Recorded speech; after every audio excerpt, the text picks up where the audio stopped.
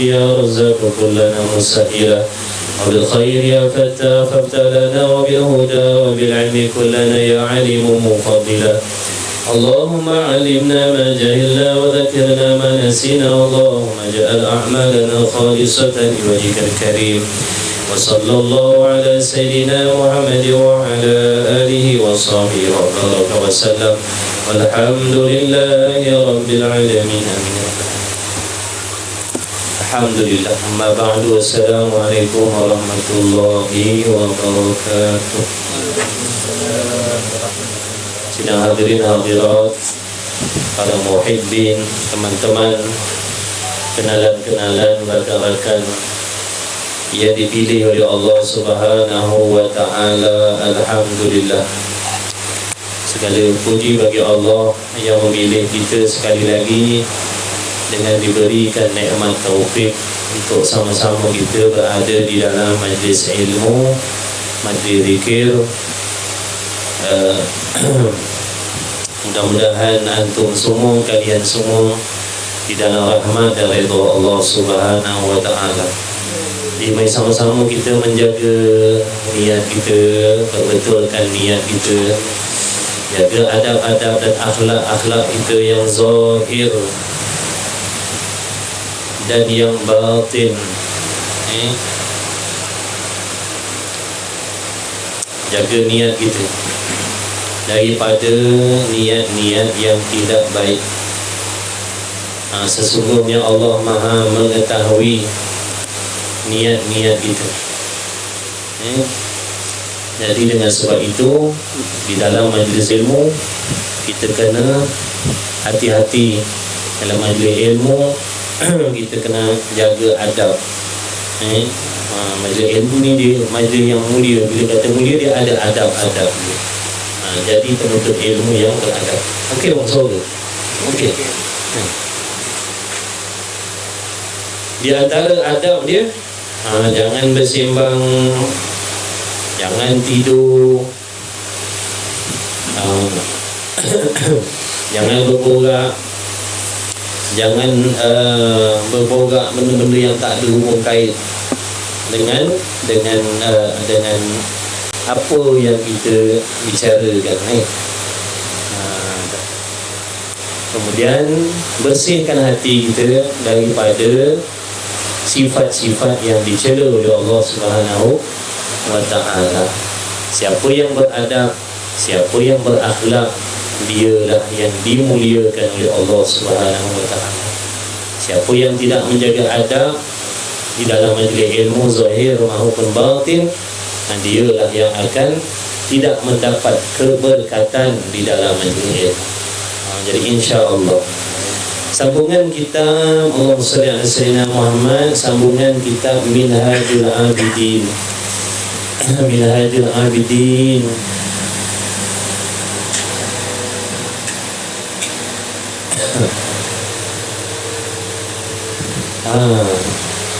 InsyaAllah pakat-pakat jaga InsyaAllah. Kalau ada komen-komen yang tak ada kena-mengena tu apa yang adalah siapa komen benda-benda negatif, kita tahu dia orang negatif. Kalau ada yang komen-komen negatif, kita tahu dia orang negatif. Jadi jangan ambil peduli, jangan beritahu.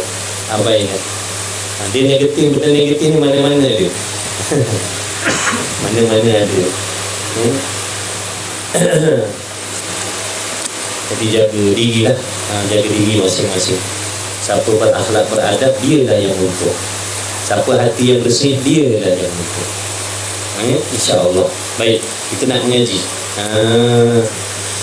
Muka surat apa? Tapi suara rasa macam okey. Okey. Okey lah. Saya rasa macam dia cakap macam dia lambat begitu. Salam. Muka surat apa tadi? 16. Tu kitab baru ke kitab lama? Kita 9.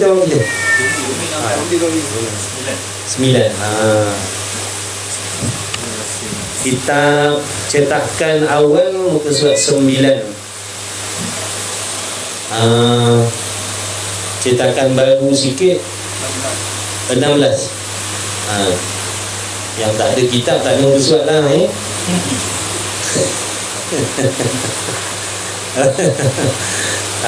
InsyaAllah tu akan on the way beli lah tu, tahu insyaAllah. Kadang payah juga nak beli kitab ni, kadang stok habis ada kitab tidur pun tak boleh. Apa ada kitab nak tidur bagi orang yang tak tidur kitab. Dan kita bawa kitab bila kita tidur, yang tak bawa kitab tak tidur, baik bagi orang yang tak tidur.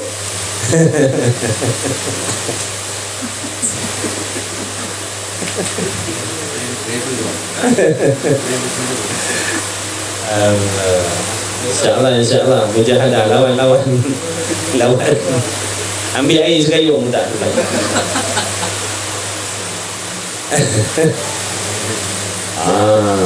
pun air. Adab dengan kitab, jangan letak kitab dekat ujung kaki. Ini banyak berlaku di masjid surau. Dia buat kitab macam surat khabar. Dia adab dengan kitab. Jangan. Mana nak dapat berkah ilmu, kita tak muliakan. Kita nak ilmu tapi kita tak muliakan kitab. Kena muliakan kitab meskipun bukan Quran. Kerana ilmu yang ada di dalam kitab ini adalah ilmu yang diambil, digali daripada Al-Quran. Jadi kena muliakan. Tu satu. Kalau boleh setiap kali nak pegang kitab walaupun bukan Quran, ada wudu. Itu yang terbaik. Apa lagi? Bawa kitab tinggi. Bawa kitab tinggi. Jangan letak kitab-kitab syarah ni di mana-mana tempat yang rendah. Jangan samakan, jangan sama. Kenapa perlu diingatkan? Sebab situ kembali keberkahan ilmu tadi. Kadang-kadang kita tak dapat berkah ilmu sebab kita tak beradab dengan kitab. Rajin kuliah tapi adab dengan kitab tak ada. Tiap-tiap hari, tiap-tiap kuliah subuh ada, tiap-tiap kuliah maghrib ada, tapi kitab letak ujung kaki, sama tinggi dengan kaki, tapak kaki. Jangan. Jadi kita bila sebut belajar, semua nak kena belajar.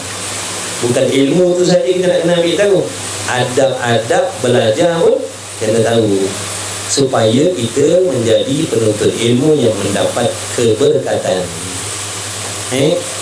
Apa lagi? Jangan meletakkan sesuatu yang tidak ada kena-mengena atas kitab.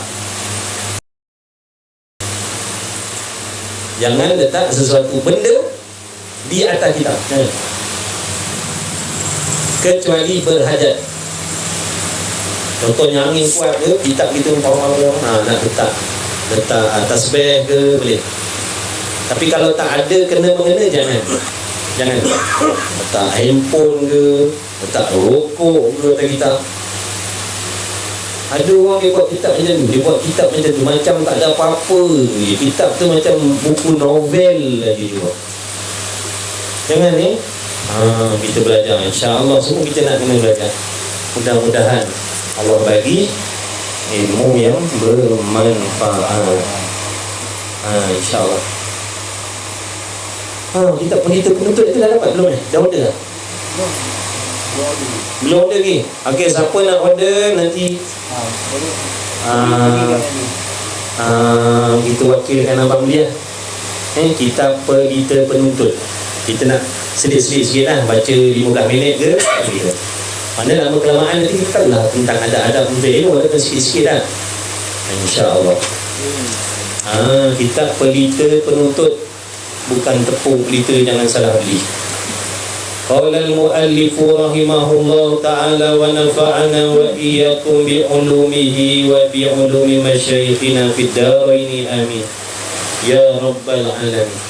Apa sebut banyak lagi ni? Dalam mana ni? Dalam mana tu? Tu kencing mana?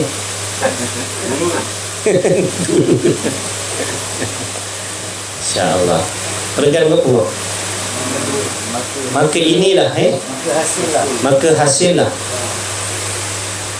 maka hasillah baginya, bagi hamba. Pertama-tama sekali, jalan yang mesti dilalui oleh orang yang melakukan ibadat, bagi orang-orang yang nak hijrah, bagi orang-orang yang nak cari bekal akhirat, nombor satu benda yang mesti kita kena buat, menuntut ilmu. Mesti. Tak ada jalan lain. Tak ada jalan pintas. Tak ada jalan pintas. Siapa nak berubah, siapa nak berhijrah, siapa nak perbaiki diri, menuntut ilmu. Nombor satu. Kemudian ada orang tanya, ada yang bertanya, di antara menuntut ilmu dengan bertaubat mana dulu? Di antara menuntut ilmu dengan bertaubat dari dosa-dosa mana dulu? Jawabnya menuntut ilmu dulu. Kenapa pula menuntut ilmu dulu? Bukankah kita banyak dosa maksiat, nak kasih cuci dulu? Jawabnya, tanpa ilmu kita takkan tahu dosa dan kesalahan kita. Tanpa kita ada pengetahuan, tanpa kita ada ilmu, macam mana kita nak tahu apa yang kita buat tu berdosa? Macam mana kita nak tahu benda-benda yang ada dalam hati kita tu benda yang dibenci oleh Allah? Macam mana kita nak tahu kalau kita tak ada ilmu? Jadi macam mana kita nak bertaubat daripada dosa-dosa yang kita sendiri tak boleh nak cari? Barangkali dalam hati kita ada iri hati, hasad dengki, hubul dunia, hubul jahat, macam-macam lain. Tapi kita tak kenal benda tu. Yang nama cintakan dunia macam mana, yang dikatakan riak macam mana, yang dikatakan bersangka buruk macam mana, yang dikatakan kasihkan kemegahan macam mana, yang dikatakan sum'ah macam mana, yang mana semuanya itu adalah maksiat. Jadi macam mana kita nak bertaubat? Di sisi kita mazhab Syafi'i, nak taubat ni kena taubat satu-satu, tak boleh borong. Ya Allah, aku menyesal di atas segala perbuatan dosa aku. Tak boleh. Selagi kita ingat apa dosa yang kita buat, kena taubat satu-satu. Boleh faham tu ilmu lah tu. Ilmu tentang taubat lah. Jangan kita ingat taubat ni boleh langsam sekali lah.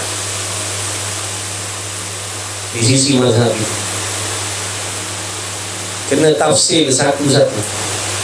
Mengumpat taubat lain, berdengki taubat lain, berdendam taubat lain, niat-niat jahat dalam hati taubat lain, tak menuntut fardu ain taubat lain, meninggalkan solat taubat lain, dedah aurat taubat lain. Sehingga kita tak ingat dah apa dosa kita, baru boleh langsam.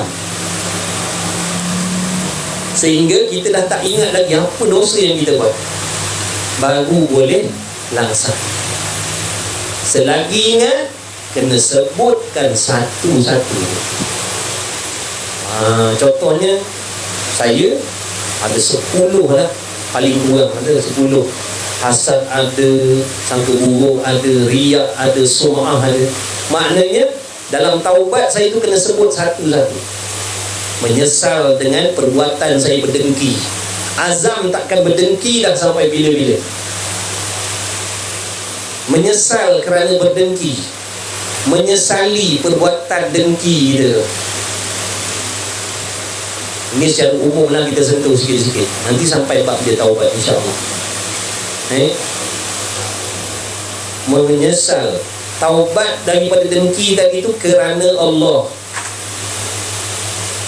Taubat daripada dengki tadi, taubat kerana Allah, nak menjunjung kewajipan, kerana taubat itu hukumnya wajib. Kemudian dah mengaku, dah menyesal, azam takkan berdengki dah sampai bila-bila, azam akan kawal diri untuk tidak berdengki dan di masa akan datang. Janji sungguh-sungguh, putus hati tak nak berdengki sampai bila-bila. Itu syarat taubat, putus hati. putus hubungan langsung dengan dengki tadi. Andai kata kita ni hidup 20 tahun lagi, 50 tahun lagi, 80 tahun lagi, aku takkan berdengki sampai bila-bila. Itu syarat. Kalau kita azam nak tinggalkan dengki seminggu dua, sebulan dua, lepas daripada itu nanti nak buat balik, tidak sah taubat. Tak sah taubat. Allah tak ampunkan dosa dengki dia, kerana tak cukup syarat. Tak cukup syarat. Itu tadi cerita dengki. Kemudian dalam hati kita suka bersangka-sangka jahat, pun maksiat juga. Bertaubat pula, ya Allah, aku mengaku bersalah, berdosa dengan sebab hati aku ni suka bersangka-sangka jahat yang bukan pada orang lain. Aku menyesal, ya Allah. Aku menyesal. Aku menyesali perbuatan tu. Bersangka jahat. Aku azam tak nak bersangka jahat dah sampai bila-bila. Menyesal, ya Allah. Jahatnya aku, hidanya aku, kejinya aku, kotornya aku, kerana hilang ketaatan dari dia. Bila kita bersangka buruk, maknanya hilang taat. Jadi menyesal kerana tidak taat kepada Allah. Bukan menyesal kerana ditimpa musibah. Bukan.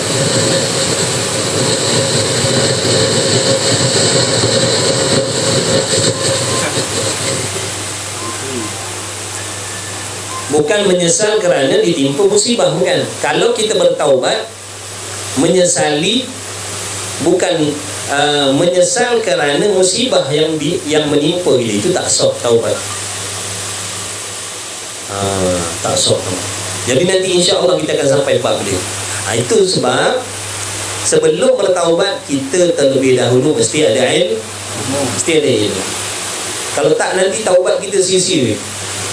Kita rasa macam taubat, rupanya belum bertaubat lagi, sebab tidak cukup syarat. Tak cukup syarat dan rukun-rukun dia. Dosa apa lagi? Mengumpat. Itu taubat lain pula. Kena azam semua-semua takkan mengumpat dah sampai bila-bila. Janji semua-semua takkan mengumpat dah sampai bila-bila. Menyesal kerana suka mengumpat.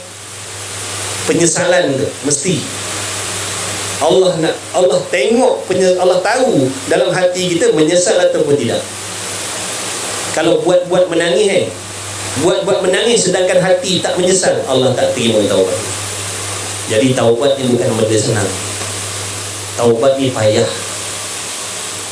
Bukan semudah yang kita sangkakan. Dengan beristighfar akan gugur dosa-dosa besar kita. Dosa-dosa besar takkan gugur melainkan dengan taubat yang betul.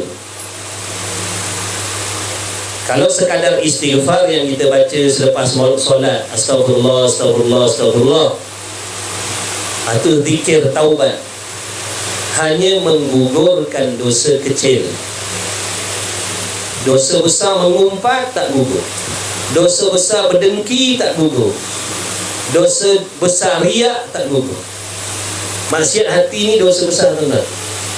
Jangan kita ingat maksiat hati ni dosa kecil. Jangan kita ingat maksiat hati ni dosa kecil. Jangan. Maksiat hati dosa besar. Dengki dosa besar, dengki. Riak dosa besar. Ujub dosa besar.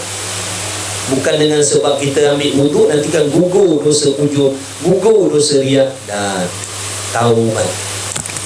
Itulah pentingnya belajar tu. Baru kita tahu, oh macam tu ke? Oh macam tu. Ingatkan dengan kita ambil wuduk, langkah kaki ke masjid, solat jemaah, dosa-dosa hasad, dengki, ujub, riak tu Allah ampunkan? Tidak. Baru tahu. Baru tahu. Itulah sebabnya kena dahulukan ilmu.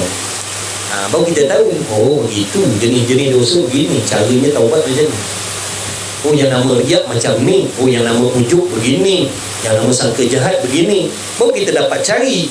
Kalau kita tak ada ilmu, macam mana nak cari dosa-dosa tadi? Nanti kadang kita ingat benda tu tak ada, bukan dosa. Kita ingat benda tu benda biasa, rupa-rupanya dosa. Sebab tu kena ada ilmu dulu. Ilmu mesti dulu. Bila kita dah belajar, nanti kita akan nampak dosa-dosa kita. Banyaklah dosa-dosa.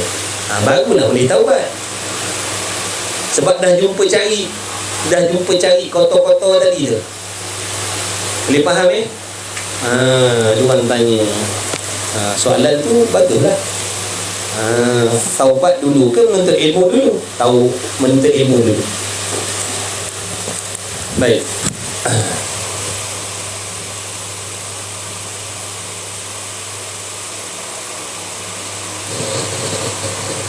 Kemudian katanya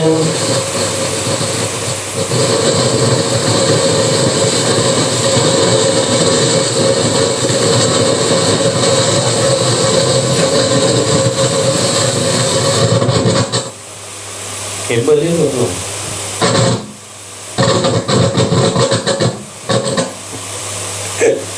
semut pula dalam gangguan. Jadi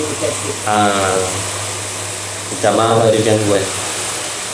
Ingat taubat tak boleh langsam jangan kita faham taubat langsam.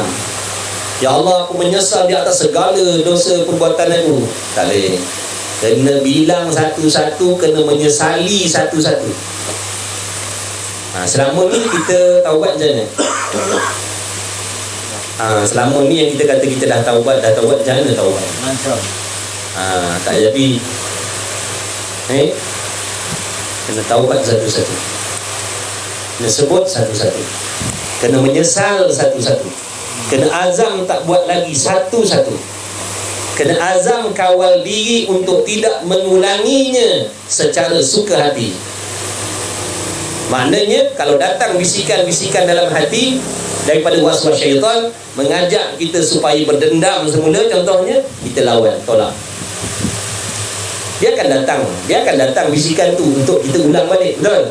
Bukan maksud bila kita bertaubat kita bertukar jadi malaikat dah. Kita tetap manusia. Tetap akan datang hasutan syaitan dan nafsu supaya mengulangi balik dosa-dosa itu. Jadi kalau datang bisikan tu, kena tolak, kena lawan. Kalau kita terima, maknanya jadi dosa yang baru. Jadi dosa yang baru. Kalau taubat dia yang sebelum tadi cukup syarat rukun, dosa yang dulu habis dah. Dosa yang dulu dah habis dah. Bukan dengan makna bila kita terulang balik dosa, taubat yang dulu jadi terbatal. Tidak. Boleh faham tak tu? Sebab tu taubat tu kena cukup syarat rukun dulu. Contohlah, sekarang umur saya 60 tahun. Saya bertaubat cukup syarat dan rukunnya. Penyesalannya, niatnya, azamnya, janjinya dan sebagainya cukup. Maka Allah ampunkan dosa saya yang saya dah buat selama 55 tahun ke belakang mana. Baik. Kemudian syaratnya jangan diulangi balik dosa tu dengan suka hati. Boleh faham tak? Jangan ulang dengan suka hati. Maksudnya bisikan tu akan datang, dia akan mengajak kita buat baik, buat balik, buat semula. Maksud ulang suka hati macam mana? Pantang dibisikkan, terus kita buat. Itu makna mengulangi dengan sengaja. Makna dia kena bersungguh lawan. Contoh kalau dia bertaubat daripada dosa minum arak, kalau contoh je datang je bisikan suruh minum arak, dia minum arak, itu diulang dengan sengaja namanya. Dia kena usaha jauhkan diri. Apa sebab yang mengajak dia, yang membolehkan dia minum arak? Contohnya kawan-kawan yang tertentu, pergi ke tempat yang tertentu, maka dia kena tinggalkan sebab-sebab tu. Dia kena jauhkan diri. Itu usaha dia. Itu usaha dia yang dipandang oleh Allah supaya dia tidak mengulangi dengan sengaja. Boleh faham tak tu? Dia sibukkan diri dia dengan benda-benda lain supaya apa? Supaya dia tak nak buat benda tu lagi. Itu usaha dia. Bukan maksudnya bila dia dah berusaha, dia tahan, dia lawan, besok datang lagi hasutan ajak minum arak lagi, dia lawan lagi, dia mujahadah lagi, dia sibukkan dirinya, dia tak nak fikirkan, lusa datang lagi. Hasutan tu datang, dia lawan, tiba-tiba terjatuh dia di dalam dosa yang sama. Adakah taubat minum arak dia dulu tu terbatal? Jawabnya tidak. Dosa yang dulu dah dibersihkan oleh Allah. Maknanya dia kena taubat semula dosa minum arak yang baru dibuat tadi. Begitulah yang lain-lain. Boleh? Tu taubat.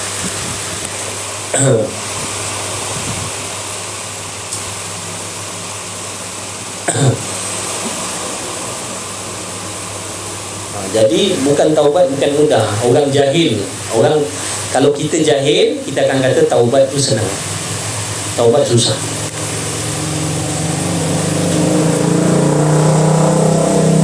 Sebab taubat itu bukan amalan lidah, bukan. Taubat bukan amalan lidah, bukan. Taubat amalan hati. Ini di antara kelebihan yang Allah bagi kepada umat Nabi Muhammad SAW.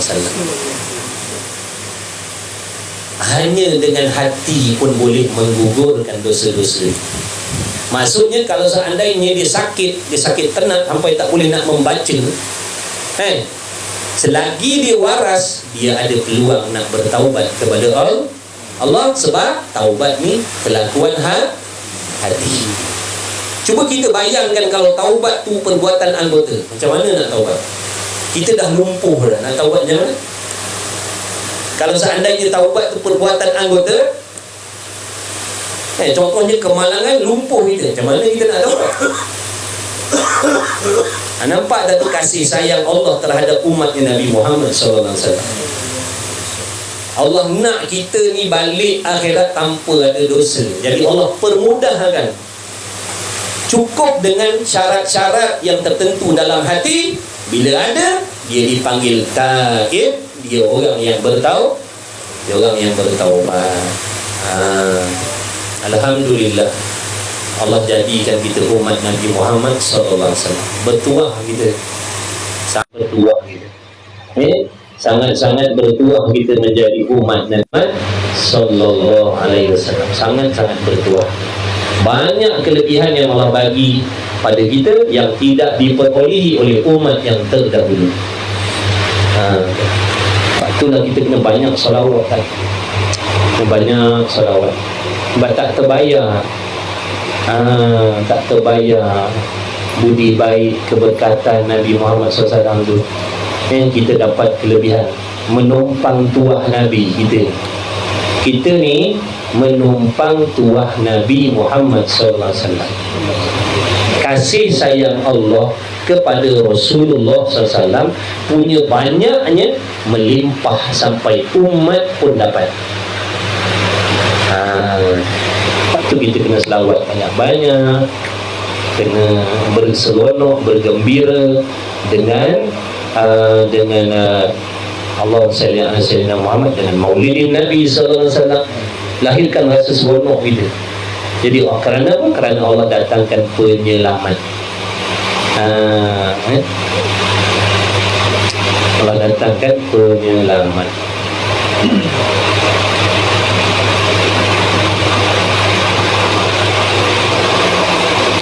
Baik.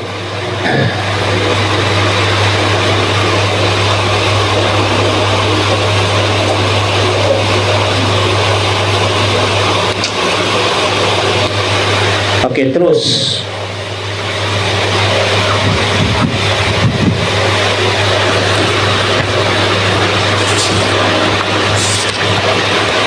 Maka inilah awal aqabah. Maka hasillah baginya ilmu. Setelah tadi dia mendaki gunung ilmu. Minggu lepas kita dah cerita dah pasal pendakian gunung ilmu tadi, payahnya, cabarannya, halangannya, kesesatannya, penipuannya, macam-macam ada. Jadi, bila dia dah berjaya menuntut ilmu, maka hasillah bagi hamba yang nak beribadat tadi. Maka hasillah baginya hamba yang nak beribadat tadi ilmu. Dapatlah dia ilmu. Ni pendek cerita lah. Padahal perjalanan nak menghasilkan ilmu tu panjang. Jadi bila dia mendapat taufik daripada Allah, petunjuk daripada Allah, akan hasillah ilmu. Dia akan dapat ilmu-ilmu yang bermanfaat.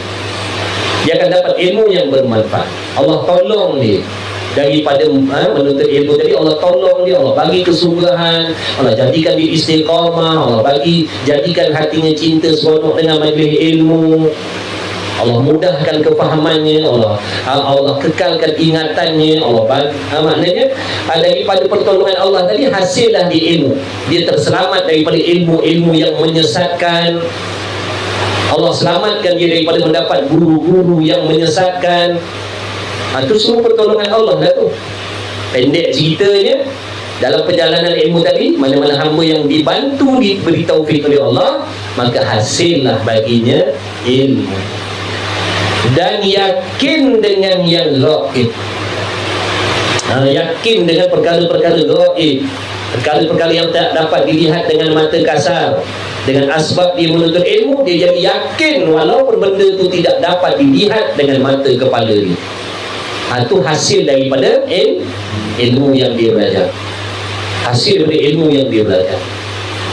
Menimbulkan keyakinan dia tentang benda-benda gaib yang dibawa, yang dikhabarkan oleh Nabi SAW, tentang kiamat, tentang dosa, tentang pahala. Dosa pahala gaib tak? Gaib. Tapi oleh kerana dia belajar tadi, dia yakin sungguh adanya dosa, yakin sungguh adanya pahala. Dia yakin sungguh, padahal tak nampak pun yang nama dosa ni. Bila kita buat dosa maksiat, tak nampak pun dosa ni, tapi hatinya yakin, makna aku dah berdosa. Dia yakin, aku dah ada dosa, aku dah berdosa. Kemudian yakin tentang apa? Sakaratul maut. Dia yakin dengan sakitnya sakaratul maut, susahnya di alam barzakh, susahnya saat bertemu di soal jawab oleh muka nakir. Dia yakin benda-benda. Asbab daripada ilmu yang dia belajar. Daripada ilmu tu dia belajar, dia dapat mengetahui dalil-dalil, bukti-bukti tentang benda-benda gaib tadi. Contohnya mana? Bukti-bukti tentang benda gaib tu firman Allah, hadis Nabi. Itu dalil lah tu. Mana kau tahu, mana kau yakin, kau percaya dalam kubur tu ada muka nakir? Ni dalil, ni buktinya. Perkataan Rasulullah SAW. Wajib tak membenarkan Rasul? Wajib. Daripada dia belajar tadi, dia beriman dengan Rasul, dia kenal Rasul, dia yakin dengan Rasul, dia yakin dengan apa yang dikhabarkan oleh Rasul.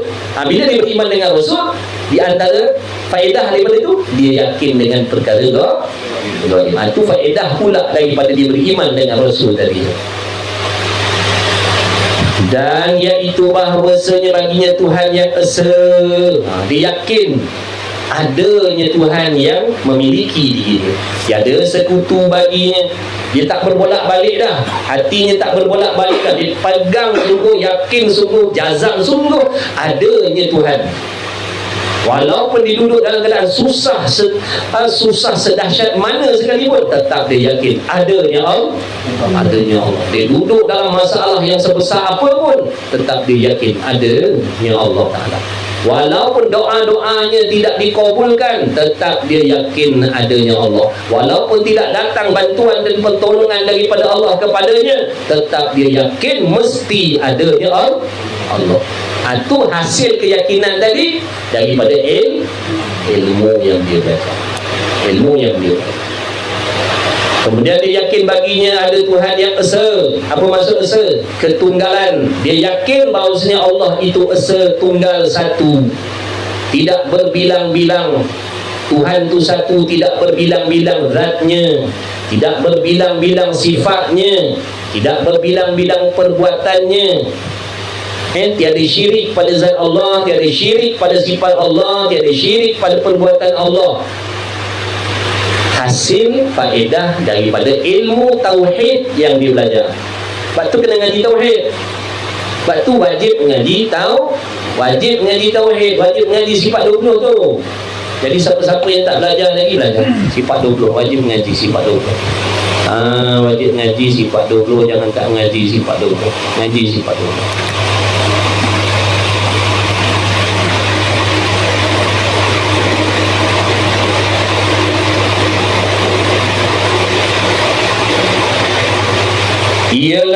Ialah Allah, tiada sekutu baginya. Makna dia yakin sungguh-sungguh tidak ada yang menyemutui Allah. Dia yakin sungguh-sungguh tidak ada sekutu bagi Allah. Tidak ada yang sekutu bagi Allah.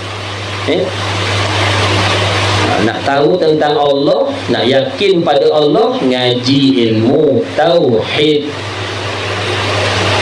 Ngaji tauhid, ilmu yang khusus membicarakan tentang ketuhanan, tentang sifat ketuhanan. Mesti suami, isteri wajib ngaji sifat 20. Kalau kita suami mengaji, isteri tak mengaji lagi sifat 20, kita suami tanggung dosa isteri. Sebab tu kita yang wajib ajar dia sifat 20. Dan Ustaz, kalau saya pandai untuk diri sendiri je, saya tak pandai nak ajar bini saya, wajib bawa bini ngaji. Kau wajib carikan guru untuk dia belajar sifat 20. Mesti. Kalau tak, kita tidak jalankan tanggungjawab yang Allah pikulkan. Ialah Allah yang menjadikan dia. Dia yakin bahawa aku ni dijadikan oleh Allah. Zahir aku, batin aku, roh aku, jasad aku, perbuatan aku, gerak geri aku, pendengaran aku, pemikiran aku, kefahaman aku, penglihatan aku, pernafasan aku, segala-galanya ini diciptakan oleh Allah. Yakin sungguh-sungguh. Itu faedah ilmu yang dia belajar.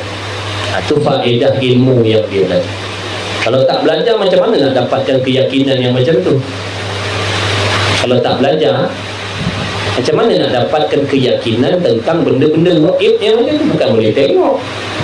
Yang nama Allah, yang nama Tuhan ni bukan boleh pandangan mata kita nampak begitu.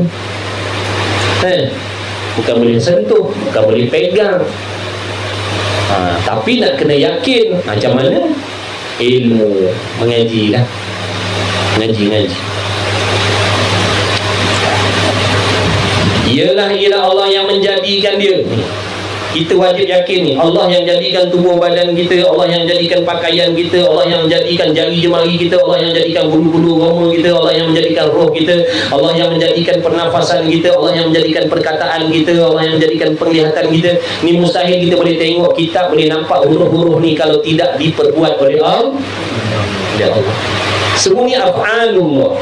Semua ni af'alullah. Apa maksud af'alullah? Perbuatan Allah semua. Mana Allah yang menjadikan semua. Ni saya boleh bergerak, saya bercakap, ni Allah yang menjadikan ni. Allah sedang menciptakan ni.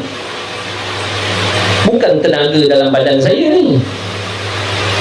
Yang menggerakkan saya sekarang ni adalah Allah. Bukan pandai-pandai saya. Maknanya bukan dengan sebab tenaga yang ada dalam badan saya ni saya boleh bergerak ke sini ke sana, bercakap dan sebagainya. Dah.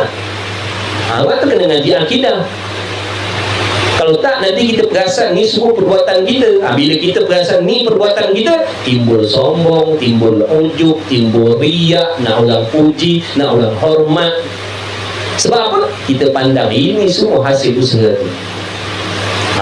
Sebab aku ada tenaga, sebab aku sihat, sebab aku ada ilmu, sebab tu aku boleh buat amal soleh macam. Na'udzubillah min dzalik. Sebab tu kena kenal Tuhan. Kena kenal Tuhan.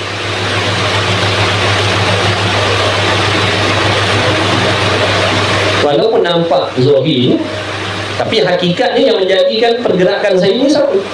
Allah. Itu kipas tu berpusing. Hakikatnya siapa yang menggerakkan daun-daun kipas tu? Allah ke elektrik dalam tu? Allah yang menggerakkan, bukan elektrik yang dalam tu. Itu semua sebab yang tidak boleh memberi bekas. Ngaji tauhid. Kadang-kadang boleh jadi syirik dengan sebab benda-benda macam tu. Tak tak nanti sembah patung jadi syirik. Tak nanti sembah patung, tak nanti sujud pada berhala pun boleh syirik. Jadi ngaji tauhid supaya kita tidak terjatuh dalam syirik terhadap Allah. Ngaji tauhid. Yang belum ngaji tauhid, ngaji tauhid. Takutlah syirik ni mana kafir, nanti kalau habis amalan kita. Kalau mati kafir, kekal neraka, tak keluar sampai bila-bila. Jadi kena takut, risau bimbang. Kena ada takut, risau bimbang, mati syirik. Jadi belajar akidah. Bila kita belajar akidah di sunnah wal jamaah, dengan sini nanti kita boleh membezakan akidah yang lain. Apa beza kita, akidah kita dengan Mu'tazilah Qadariyah? Apa beza akidah kita ahli sunnah dengan Mu'tazilah Jabariyah? Apa beza akidah kita ahli sunnah dengan Mujassimah, dengan Mu'attilah, dan macam-macam lagi ada. Akidah yang sesat ni bukan 2-3 ni, banyak. Tapi yang paling dekat dengan kita Mu'tazilah lah. Mu'tazilah Jabariyah, Mu'tazilah Qadariyah. Ini akidah yang paling hampir dengan kita, mirip-mirip macam ahli sunnah wal jamaah. Kalau kita tak ada pengetahuan tentang akidah ni, tidak mustahil kita duduk dalam kelompok tu tanpa kita sedar. Tanpa kita sedar, rupanya kita ni Mu'tazilah Qadariyah.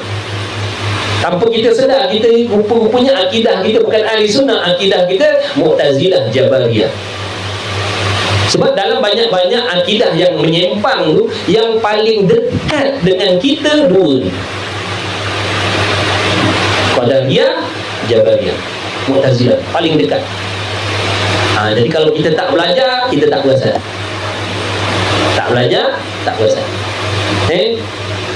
Kita ngaku ahli sunnah, tapi kita tak tahu apa beza ahli sunnah dengan Qadariyah, apa beza ahli sunnah dengan Jabariyah. Sebab tu ngaji tauhid. Kena ngaji tauhid. Ngaji 420. Untuk pesan ni, jangan tinggal tauhid. Kalau tak penting, Tok Guru tu tak azankan kat pangkal telinga kita. Bila dia azankan, dia pekikkan, dia selalu cakap tu benda penting tu. Jadi janganlah kita ambil tak kisah Tok Guru kita besar. Jangan kita rasa kita lebih pandai, lebih tahu, lebih faham perjalanan ibadat ni daripada Tok Guru. Jangan.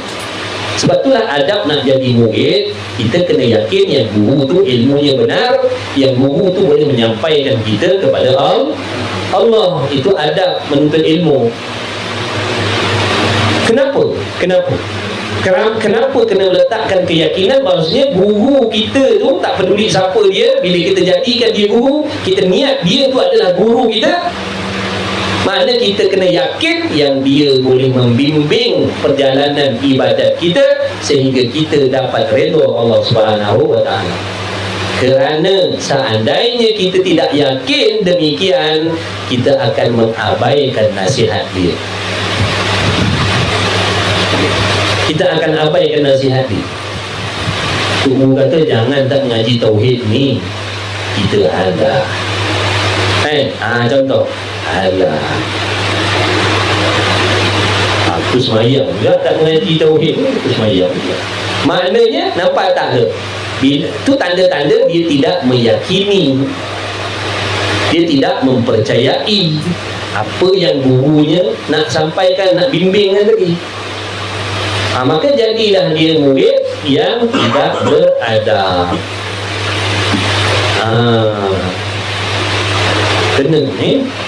Kena. Kalau kita tak boleh baikkan hati kita dengan guru tu, tak boleh nak letakkan keyakinan yang guru tu boleh bimbing kita, cari guru lain. Cari guru lain. Jangan duduk lagi dalam majlis guru tu.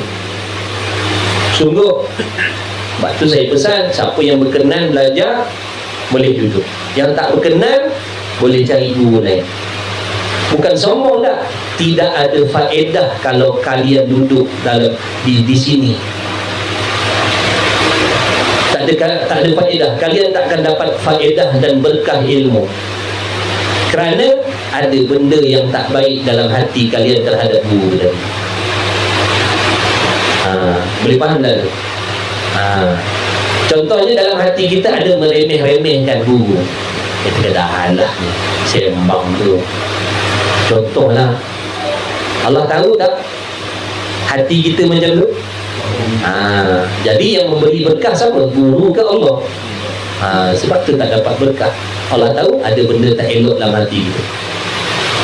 Lepas tu kalau kita tak boleh baikkan hati kita, sangkaan hati kita dengan guru, cari guru lain. Bukan sombong, bukan kata sombong tak, itu adab dia. Ini di antara punca mengaji tak berubah. Mengaji mana tu guru pergi follow, tapi perangai akhlak tak berubah sampai bila. Itu tanda tidak dapat berkah. Adalah adab-adab yang dilanggar. Adalah adab-adab yang dilanggar. Istiqomah mengaji, mana guru tu mengajar, dia ada. Tapi kenapa dia tak berubah? Kenapa dia tak boleh meninggalkan benda-benda yang tak baik? Tak ada tanda-tanda keberkatan pun. Itu datang daripada adab tadi. Ada orang kata alah, nak besarkan sangat. Bukan guru yang menuntut benda ni, bukan guru tu yang menuntut, bukan. Ini syarak yang menuntut agar supaya kita penuntut ilmu ni memuliakan guru tadi. Kenapa? Kerana benda yang disampaikan itu mulia. Ilmu tu maksudnya. Apa sahaja yang bersangkut paut dengan ilmu, dia mulia. Beg plastik kita tu, plastik gelenyar, plastik rongga-rongga tu, plastik barang tu, letakkan kitab ilmu dalam tu dengan sendiri, dengan dia jadi mulia. Faham tak tu? Kalau tak ada kitab boleh nak sepak-sepak tu. Tapi bila isikan kitab ilmu dalam plastik tadi, kau pijak, kau langkah, silat-silat boleh jadi kafir. Jangan main. Nampak tak? Jadi apa sahaja yang bersangkut paut dengan ilmu, dia mulia. Dia kena. Bukan dia minta dimuliakan, bukan, syarak yang menuntut memuliakan tadi agar kita mendapat keberkatan. Bukan luaran je, hati pun kena. Jangan letakkan ilmu, majlis ilmu akhirat ni lebih rendah daripada ilmu dunia. Jangan. Ilmu akhirat, ilmu agama kena duduk atas, melebihi ilmu dunia. Bila kita meletakkan ilmu dunia lebih tinggi kedudukannya daripada ilmu akhirat dalam hati kita, maknanya kita telah merendahkan ilmu. Allah tahu sikap kita begitu, maka Allah tidak memberi dapat berkat. Jadi banyak benda ni, ingatkan main tadah aja. Orang yang tak faham, dia kata apa ni, kita tengok bukan main dia mulia, siap bawa slipper tu lagi. Bodoh betulnya dia. Itu orang kebal tu cakap ni. Dia tak reti. Dia tak mengaji adab.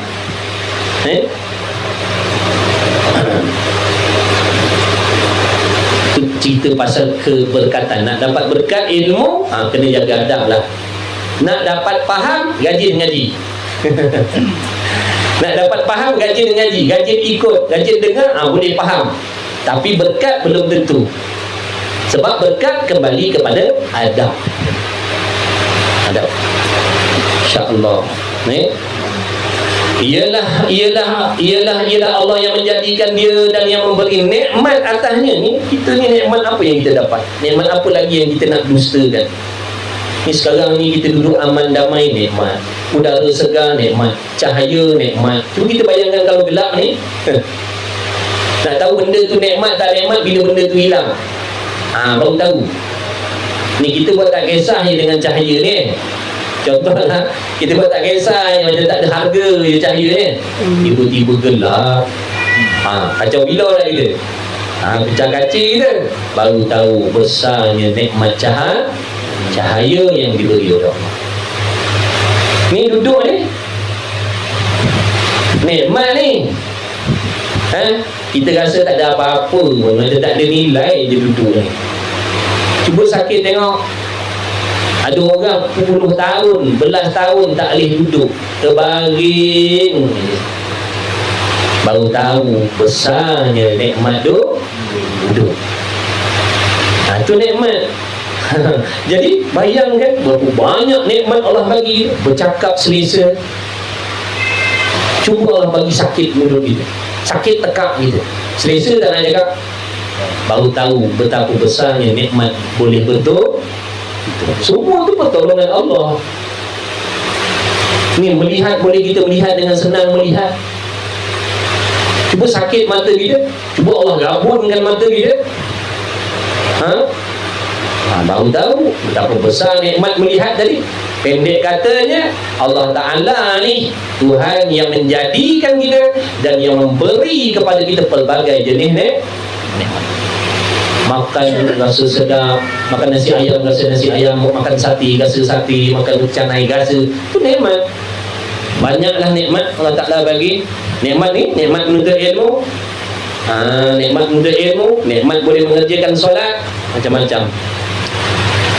Nikmat atasnya dengan tiap-tiap nikmat ini, dan bahawasanya ia Allah melazimkan dia hamba dengan syukurnya. Maksudnya hamba yang menuntut ilmu tadi, balik cerita balik, orang yang dah menuntut ilmu tadi, dia nampak, dia yakin bahawasanya bagi dia Tuhan yang memiliki diri dia, yang memberi pelbagai jenis nikmat pertolongan pada dia, dan dia memahami tidak mustahil Tuhan tadi, Tuhan empunya segala nikmat ni, tidak mustahil dia akan bertanya tentang nikmat-nikmat yang dia dah bagi. Dia yakin maknanya nanti yang memberi nikmat ni akan bertanya kepada dia tentang nikmat-nikmat yang dia dah bagi tadi, di mana, ke mana digunakan. Adakah bersyukur? Adakah digunakan nikmat-nikmat ini untuk taat, ataupun digunakan nikmat ini untuk melawan Allah Subhanahu wa Ta'ala? Itu dah dia dah mula rasa takut, dia dah mula rasa risau bimbang dalam hatinya.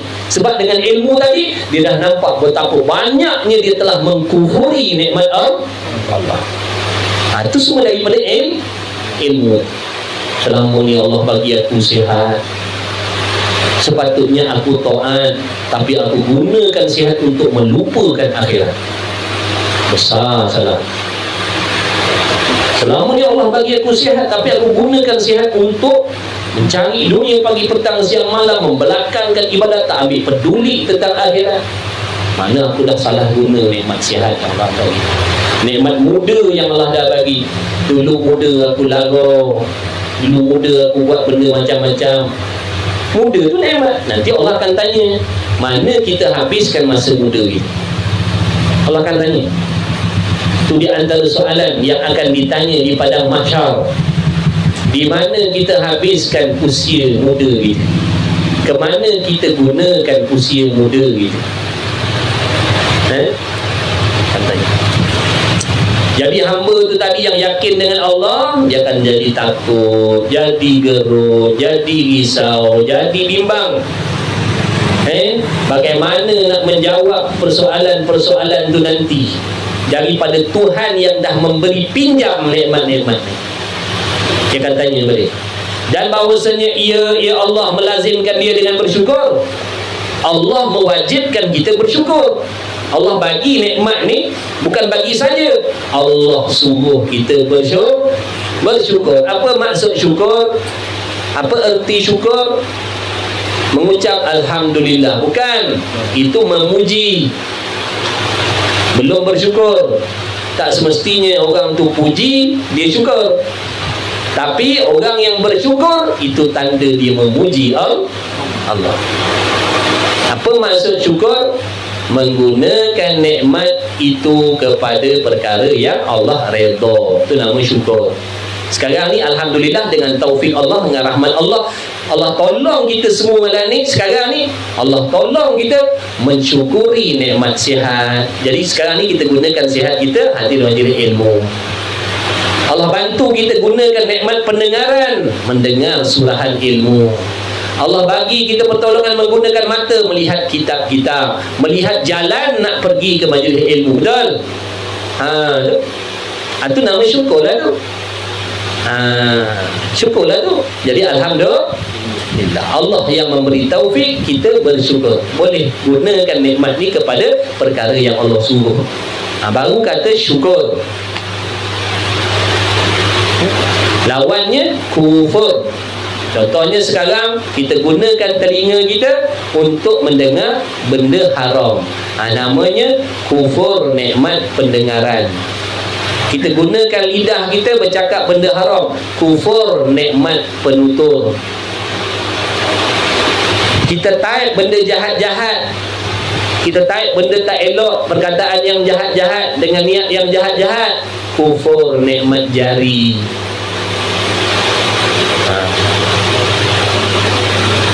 Dan menyuruh akan dia Allah dengan khidmatnya. Allah memerintahkan kita ni berkhidmat dengan Allah. Bukan saja-saja duduk atas bumi ni, atas dunia ni Allah turunkan kita supaya mengambil kesedapan, keseronokan atas dunia ni. Bukan. Ada tugas. Apa tugas kita? Mengabdikan diri kepada Allah. Itu tugas utamanya.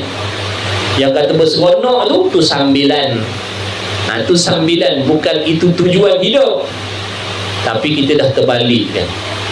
Tujuan hidup keseronokan, ibadat jadi sambil. Betul kan balik? Betul kan balik? Banyak dah terpaling niat hidup kita ni, tujuan hidup. Apa matlamat hidup? Mencari kekayaan, mencari kesenangan, mencari keseronokan. Itu matlamat hidup dia. Na'udzubillahi min zalik. Matlamat hidup berkhidmat kepada Allah.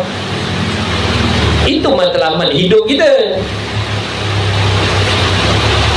Bila kita jadikan matlamat hidup kita mencari kemewahan, kesenangan, kemegahan, berlumba mencari kekayaan, di sinilah sebabnya kita akan meremeh-temehkan tentang ibadat dan benda yang bersangkut paut dengan ibadat. Kita akan remehkan sebab itu bukan matlamat hidup kita.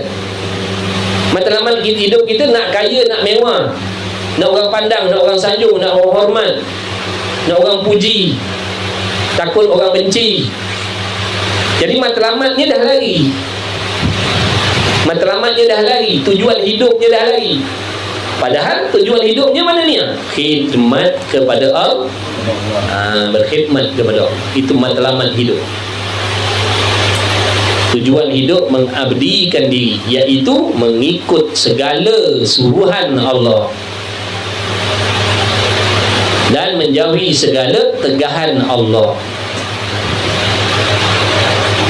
Dan taat akan dia. Ni tugasan kita ni. Ni tugasan kita ni. Imam Ghazali bagi tahu.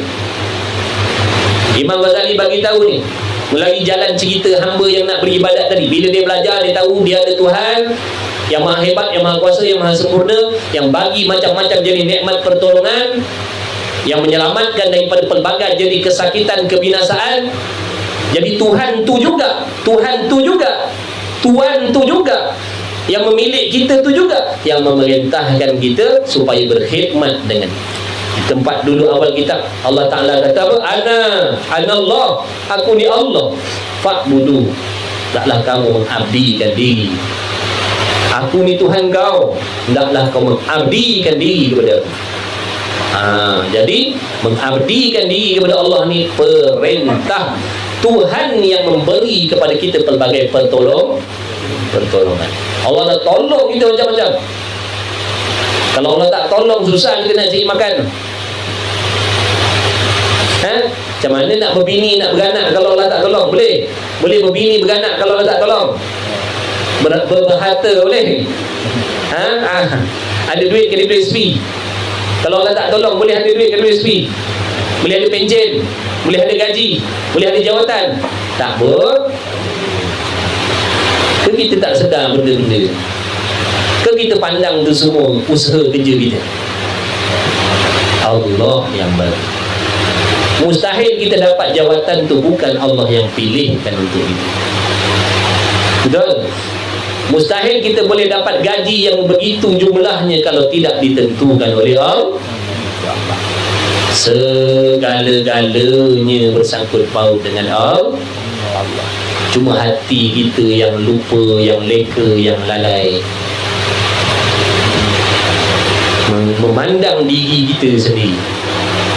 Ini akulah ni, usaha akulah ni. Lepas itulah aku memiliki macam-macam sekarang. Usaha aku ni, penat lelah aku ni. Mati-mati dia cakap macam tu. Lupa kepada Tuhan yang menolong dia pada hakikatnya, sehingga dia memuji-muji diri dia sendiri, sehingga dia kagum dengan diri dia sendiri, kagum dengan diri dia yang hebat, yang kaya tadi, yang pandai tadi, yang maju tadi. Dia kagum dengan diri dia, kagum dengan usaha dia. Sepatutnya kagum pada Tuhan yang memberi nikmat, bukan kagum dengan nikmat, kagum dengan Tuhan yang beri nikmat. Itu baru sampai. Kalau kagum dengan nikmat, mana kagum terhadap makhluk. Nikmat makhluk jadi yang disuruh kagum dengan yang memberi nikmat tu, bukan kagum dengan nikmat. Contoh, Pak Cik bagi saya duit, saya seronok. Seronok tang mana? Seronok dengan duit ataupun seronok dengan Tuhan yang bagi saya duit? Boleh faham contoh tu? Sihat, seronok. Seronok sebab sihat, seronok dengan sihat ke seronok dengan Tuhan yang memberi sihat? Baru betul kalau seronok dengan Tuhan yang memberi sihat, betul. Kalau sihat, seronok dengan sihat, makna terhijab lagi, maknanya hati kita tak sampai lagi kepada Allah. Boleh solat, boleh mengaji, seronok tak? Seronok. Seronok pada siapa? Tuhan yang memberi taufik beribadah. Seronok, ya Allah, alhamdulillah, ya Allah, terima kasih, ya Allah, boleh semayang. Bukan seronok dengan semayang tu, dengan Tuhan yang memberi taufik kita semayang. Sebab tanpa pertolongan dia, mustahil nak angkat takbir. Jangan kata nak angkat takbir, nak terlintas solat pun takkan ada dalam hati kita, betul? Kita Allahumma salli ala Sayyidina Muhammad. Jadi bersyukur dengan, berseronok dengan Tuhan yang memberi nikmat. Tengok, pakcik lambat-lambat pun datang. Kalau bukan dengan kehendak Allah, taknya sampai. Dengan kehendak Allah, bila dia tersenarai dalam nama VIP yang Allah kehendak, ada lah ni. Jangan main-main tuan-tuan ni, VIP ni, tetamu Allah ni, bukan kaleng-kaleng. Jangan main-main. Sebab tu kita kena rasa seronok, ya Allah, syukur, ya Allah, apa orang lekeh pun kau pilih, ya Allah. Jadi tetamu raja, kalau jadi tetamu raja seronok kita orang kampung, menurut yang getah je, ataupun kerja biasa-biasa ke, masih kumpul, raja jemput jadi tetamu je, rasa bertuah tak? Bertuah lah. Kalau dia jemput manager ke CEO CEO, mana orang pakar besar-besar lah, padan lah, orang ada duit banyak, orang ada kerja bagus-bagus, jadi tetamu raja. Ni kita duduk ceruk kampung, tiba-tiba datang rombongan polis escort. Mana dia kata Mamat, mana Mamat Lembu, tu orang rumah dia. Risau Mamat Lembu dengan polis-polis datang, apa salah aku buat? Ada surat jemputan daripada istana, jemput datang makan malam ni. Duduk semeja dengan raja, duduk sebelah kanan. Rasa bertuah tak? Bertuah. Aku ceruk kampung, jaga lembu pun raja panggil. Ya Allah, baiknya lah raja. Ni yang manggil kita, yang jemput kita duduk dalam majlis ilmu ni siapa ni? Raja segala yang maha kaya, yang maha kuasa, yang maha hebat, yang memiliki segala-galanya. yang memiliki syurga dan yang memiliki neraka, yang memiliki dunia dan akhirat. Dia yang menjemput kalian duduk di tempat ini.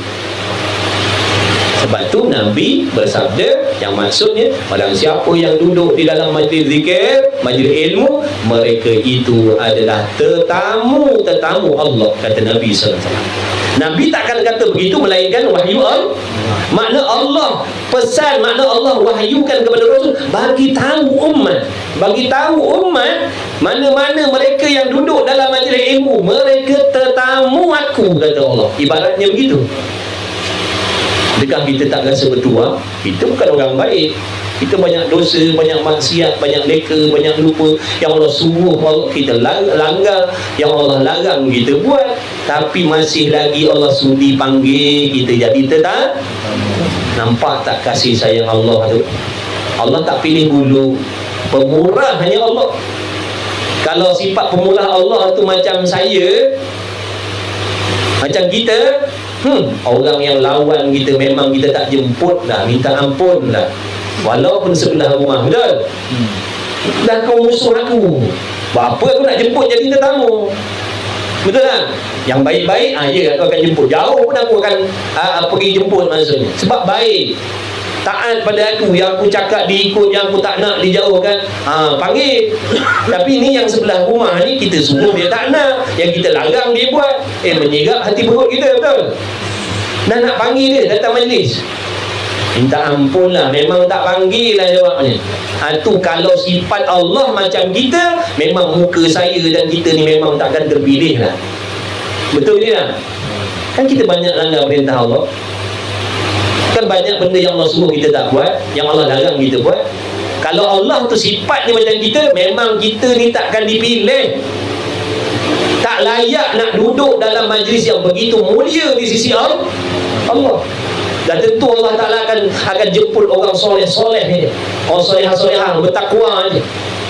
Sebab orang macam kita jadi berlumus, bercepuh dengan dosa maksiat ni, memang tak layaklah nak duduk di dalam majlis yang sangat mulia di sisi Allah. Tapi dah, oleh kerana sifat kemurahan Allah yang tak ada batasan tu, dengan kehendak Allah, Allah pilih. Dan siapa boleh halang? Siapa boleh komplain? Siapa boleh komplain? Ya Allah, kenapa pilih dia? Dia ahli maksiat. Dia semayang pun tak betul, dia pun semayang kadang-kadang. Mulutnya banyak mengumpat, dalam hatinya kotor. Kenapa kau pilih dia duduk dalam majlis ilmu? Siapa engkau nak tanya Tuhan macam tu? Siapa kita nak mempertikaikan kehendak Allah?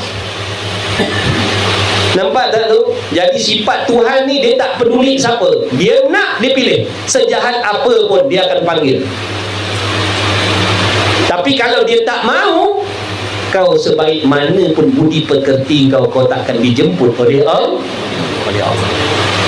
Tu yang kita nak kena takut tu. Sebab Tuhan sifat dia macam tu. Dia boleh pilih siapa yang dia nak, dia boleh singkirkan siapa yang dia tak nak. Tak ada siapa boleh halang kehendaknya daripada terjadi.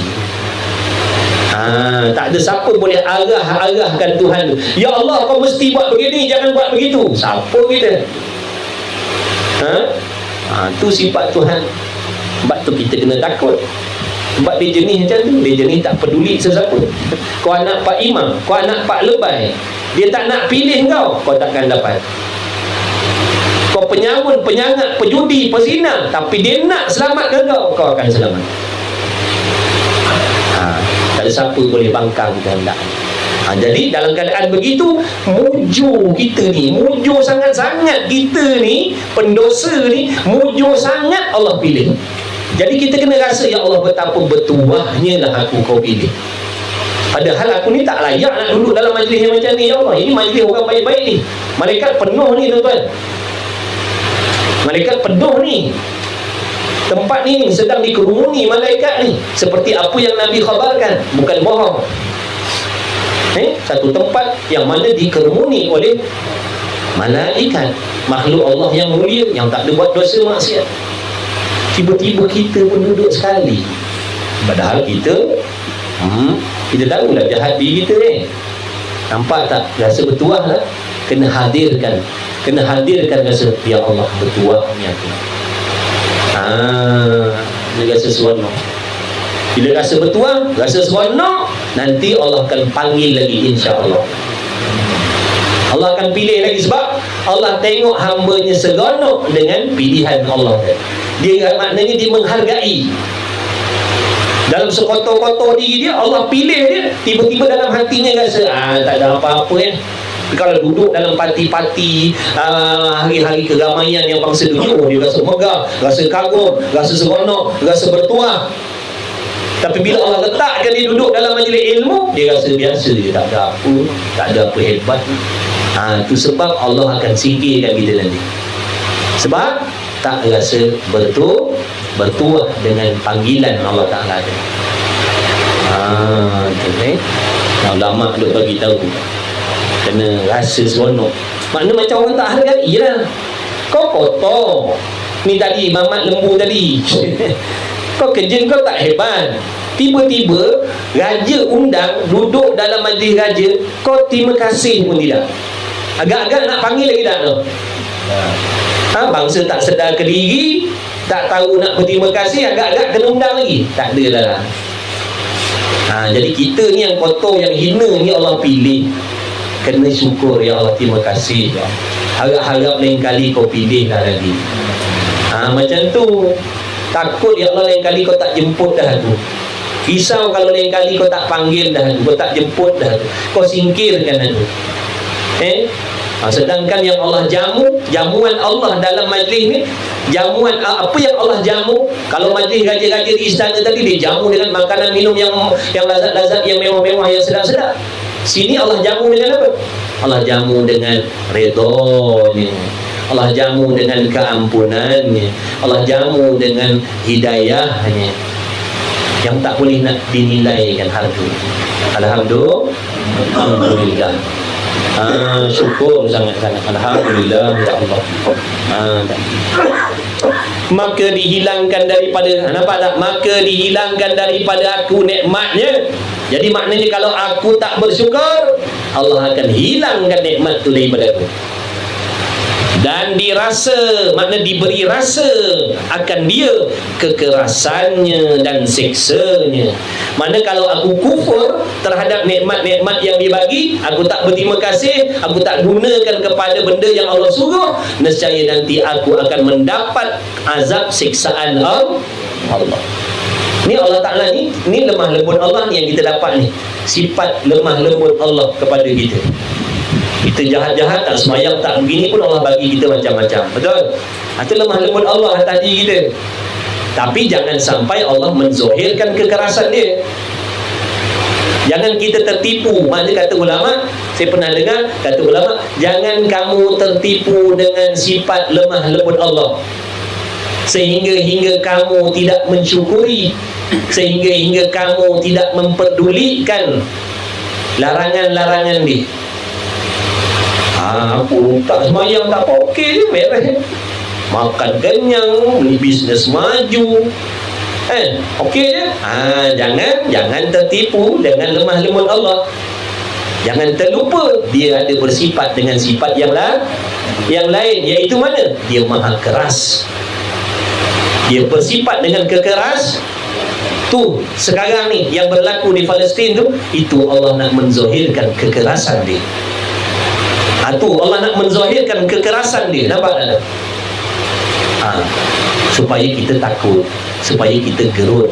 Tu contoh Allah nak menzohirkan dia punya kekerasan. Dia tak peduli budak kecil, budak besar, laki, bini, dia nak cabut nyawa, dia cabut. Tu kekerasan dia. Nampak tak? Memanglah di sebalik itu ada pahala yang lain. Itu hikmahnya. Tapi nak tengok tu sifat Allah tu, bila dia menzohirkan kekerasan, dia tak peduli. Dia tak peduli. Jadi hati-hati. Maksudnya jangan kita tertipu dengan sifat lemah lembut Allah sehingga naik tocang kita.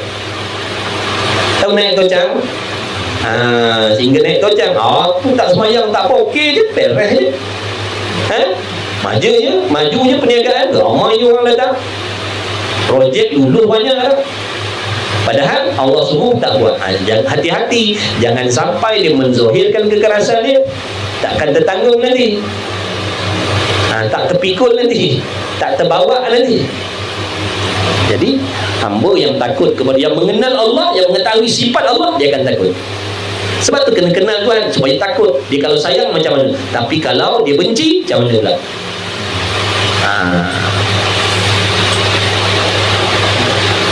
Dan pada mengenalkan amal taksir, mengerjakan amal taksir, maknanya buat amal kita malas. Dan yang mengintai amat melihat, mana Allah Ta'ala tu maha melihat perbuatan dan tingkah laku kita. Dan ajalnya, mana padahal ajalnya hampir. Perjalanan kita ni, mati kita ni dah dekat ni. Tak kira muda ke, ajal kita dekat lah. Walaupun muda, ramai je mati muda kat tengah jalan. Ramai je mati muda-muda kat tengah jalan. Kat hospital dia tengok, banyak mati muda-muda. Jadi mati ajal ni tak syarat tua, tak syarat sakit. Dan perjalanannya jauh. Mana perjalanan ibadat ni jauh. Perjalanan ibadat ni jauh. Maknanya jangan hari ni kita ingat hari ni kita ibadat, hari ni kita akan sampai kepada maksud kita. Dah, hari ni kita belajar, hari ni kita beramal, hari ni sampai maksud. Tidak, jauh perjalanannya, makan masa. Dan taat ialah bekal yang tak dapat tiada daripadanya. Maknanya mentaati perintah Allah itu merupakan bekalan mati yang tak dapat tidak. Maknanya mesti siapapun manusia atas dunia ni, laki-laki, perempuan, tua, muda, kaya, miskin, mesti dia kena persiapkan bekal mati dia. Mesti. Walaupun dia jutawan, dia banyak harta kekayaan, dia kena ada bekal nak bawa dalam kubur, iaitu ketaatannya kepada Allah. Tu bekalan dia, bukan wang ringgit, bukan. Dan ialah luput daripadanya, maka tiada yang membangkitkan baginya hamba tadi. Maka barang siapa mendapat dengan dia, maka sesungguhnya telah kemenanganlah. Siapa yang diberi pertolongan oleh Allah sehingga berjaya dalam melaksanakan ibadat, mensyukuri nikmat Allah, maka bahagialah untuknya selama-lamanya. Dia akan dapat kebahagiaan yang selama-lamanya dan semasa-semasa, yakni setiap masa dan berkekalan. Dan barang siapa yang luput akan dia bekal, siapa yang tak ada bekal, luput tu mana hilang bekalan, tak ada bekalan, mati, maka sesungguhnya telah rugilah serta orang yang rugi, dan binasa serta orang yang binasa, maka jadilah kebinasaan ini. Maksud bukan rugi macam rugi niaga itu saja. Rugi di hari kiamat besok dengan makna diazab oleh Allah, duduk tempat azab. Kalau rugi setakat macam rugi perniagaan kita muflis, tapi boleh makan, boleh minum, tak ada hal kalau macam tu. Kalau katalah yang dikatakan kerugian akhirat tu besok sama macam kerugian kat dunia ni, kita labur banyak-banyak, tiba-tiba kena tipu, rugi, muflis. Masih boleh makan tak? Masih boleh tidur tak? Masih boleh berbini beranak tak? Masih. Walaupun dah muflis, tapi yang dimaksudkan kerugian di sana besok, duduk dalam azab neraka Allah. Nak makan tak boleh, nak minum tak boleh, nak ketawa tak boleh, nak seronok tak boleh, nak bahagia tak boleh. Tak boleh segala-galanya melainkan azab zahir batin selama-lamanya. Tu kalau tak ada bekal, tak ada bekal mati, tak ada bekal mati, tu nanti tempat yang tu na'udzubillah min dzalik. Maka gunakanlah, mudah-mudahan Allah bagi taufik kepada kita semua yang masih hidup ni. Mudah-mudahan Allah bagi taufik menuntut ilmu, diberi ilmu yang bermanfaat, diberi pertolongan oleh Allah untuk beramal dengan ilmu, sehingga kita ada memperolehi bekalan untuk mati. Amin ya Rabb, amin ya Rabbal Alamin. Kita tak nak jadi golongan yang pada zahir ni bersibuk, berbimbang, bergaduh, membuat amal ibadat macam-macam, rupa-rupanya tak ada bekal yang dibawa. Sebab salah cara mencari bekalan, salah cara beribadat, salah gaya beribadat, salah jalan beribadat, yang mengakibatkan tak ada bekal. Tapi pada pandangan manusia dia banyak amal. Pada pandangan manusia dia orang baik, dia banyak amal. Rupa-rupanya tak ada bekal yang dia bawa. Tertipu dengan diri dia sendiri. Mudah-mudahan dengan berkat Nabi kita Muhammad sallallahu alaihi wasallam, dengan berkat doa ibu bapa kita, dengan berkat doa tok guru kita, alim ulama, orang-orang soleh, wali-waliullah, mudah-mudahan kita semua yang hadir pada malam ni, yang sedang hadir di ketika ini, dan barangkali ada sahabat-sahabat yang telah meninggalkan majlis ilmu ini, mudah-mudahan mereka juga tidak terkecuali diberi kelebihan oleh Allah Subhanahu wa taala, diberi keberkahan oleh Allah Subhanahu wa taala. Mudah-mudahan Allah sentiasa pilih kita duduk dalam majlis ilmu. Mudah-mudahan Allah selamatkan kita daripada tipu daya dunia. Mudah-mudahan Allah Taala selamatkan kita, anak cucu keturunan kita daripada permainan dunia. Mudah-mudahan Allah selamatkan daripada terikut terpedaya dengan fahaman yang merosakkan agama, merosakkan syariat, merosakkan akidah. Mudah-mudahan Allah bagi taufik kita agar dapat kita menuntut ilmu, istiqamah dalam menuntut ilmu, ikhlas hati dalam menuntut ilmu.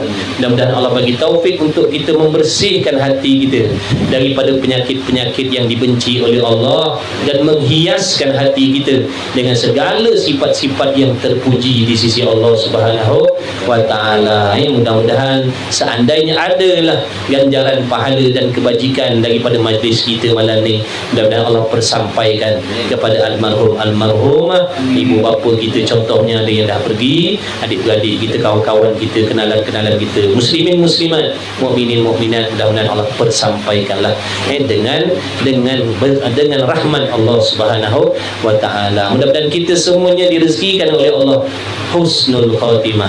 Mudah-mudahan Allah Taala merezekikan kepada kita mendapat syafaat daripada Nabi Muhammad sallallahu alaihi wasallam.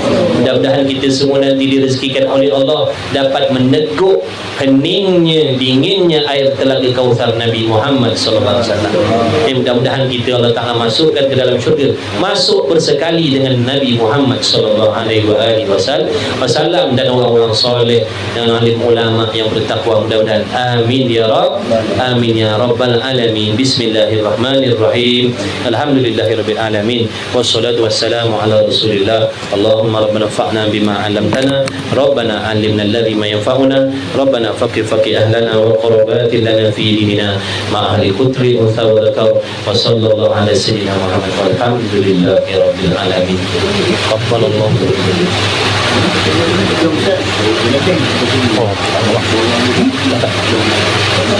Saya ada janji. Sungguh, tak apalah, tak apa. Memang saya ada janji. Betul, bukan main-main. Ini bukan main-main. Betul-betul. Yang lain-lain lah. Yang saya nak minta keuzuran. Iya semua. Ke abang dia bagi tahu? Abang dia bagi tahu? Tak ada kan? Itulah tu.